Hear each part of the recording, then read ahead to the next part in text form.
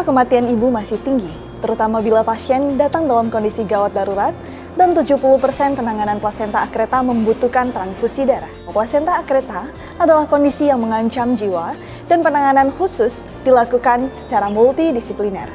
Angka kematian pada plasenta akreta berkisar antara 0,13% sampai 23%. Klasifikasi berdasarkan International Federation of Gynecology and Obstetrics (FIGO), The International Society of Ultrasound in Obstetrics and Gynecology (ISWOG). Klasifikasi ini dibuat setelah beberapa ahli di dunia berusaha membuat konsensus untuk standarisasi secara klinis operasi dan juga menjembatani kontroversi yang telah ada. Screening ultrasonografi trimester 1 plasenta akreta, di mana gambaran normal kehamilan awal adalah kantong gestasi yang berada pada daerah fundus. Kantong kehamilan itu dikelilingi jaringan miometrium dengan ketebalan yang relatif sama dan posisi eksentrik karena adanya daerah lebih tebal disebabkan karena jaringan desi2 basalis. Bila saat dilakukan USG terdapat kantong gestasi berada di daerah segmen bawah uterus dan dominasi melekat di daerah skar bekas operasi sesar sebelumnya. Batasan irregular dinding vesika urinaria, di mana perbatasan antara miometrium dan vesika urinaria pada umumnya halus dan rata dengan echogenicity yang tinggi. Gambaran perbatasan yang irregular ditambah adanya penonjolan trophoblas ke arah vesika urinaria sering dilihat pada plasenta akreta. Walaupun demikian, plasenta akreta tidak disyaratkan harus ada penonjolan trophoblas ke arah vesika urinaria. Histopatologi merupakan klasifikasi tradisional yang telah lama digunakan. Klasifikasi tersebut membagi plasenta menjadi 3, plasenta akreta, inkreta, dan juga perkreta. Definisi dari plasenta akreta di mana fili chorionik hanya melekat dengan miometrium. Sementara untuk plasenta inkreta di mana fili chorionik menginvasi sampai ke dalam miometrium. Dan plasenta perkreta di mana fili chorionik menembus serosa uterus dan kadang menginvasi hingga organ pelvis lainnya. Tahap dan mekanisme kelainan spektrum plasenta akreta, sampai sekarang banyak sekali literatur yang membahas tentang patogenesis kelainan spektrum plasenta akibat seksio cesaria. Ada 5 tahap bagaimana menjelaskan kondisi tersebut. Tahap pertama, niche atau pra-kehamilan.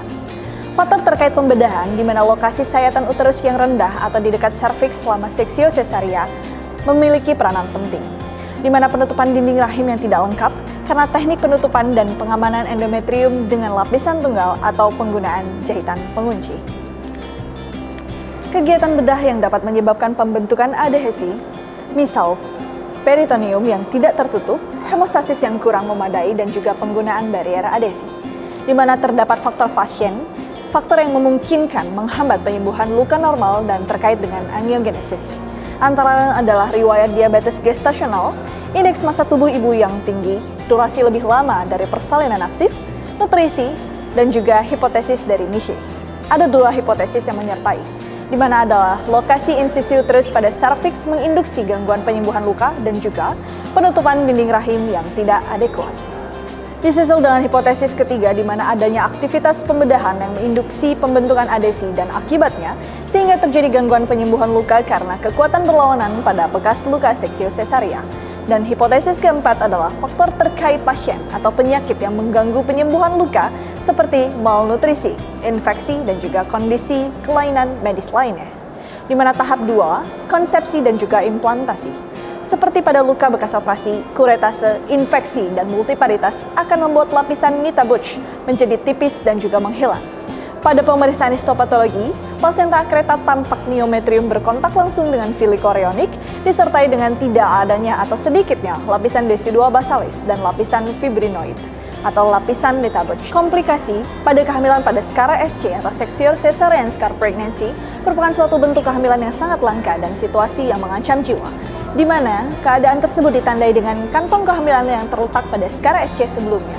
Meskipun pertama kali ditemukan dalam literatur di tahun 1978, kasus ini telah menjadi masalah penting dan serius selama 10 tahun terakhir, sebagai akibat dari peningkatan persalinan seksio cesaria di seluruh dunia.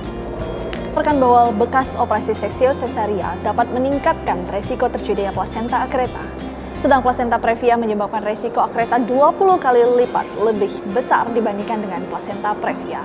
Dari masalah yang ada dan juga morbiditas serta mortalitas yang mungkin saja terjadi, dapat dikelompokkan beberapa klasifikasi untuk plasenta akreta. Diagnosis yang dilakukan sejak kehamilan dini lebih baik untuk luarannya.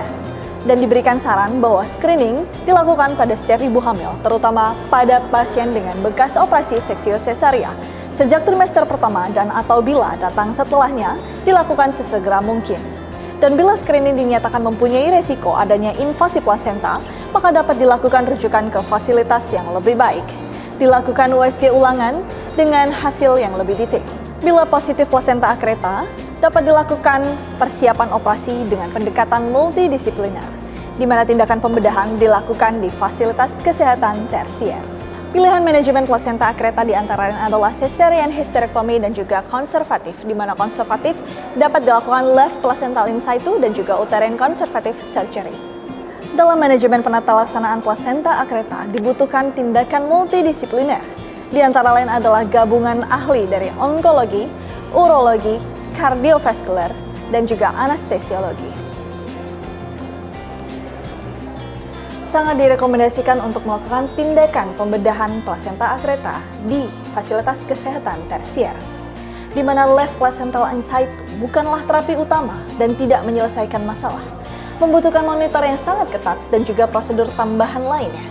Sangat direkomendasikan pada fasilitas kesehatan yang sangat terbatas dan dirujuk untuk dilakukan monitor dan tindakan berikutnya di fasilitas kesehatan yang lebih lengkap.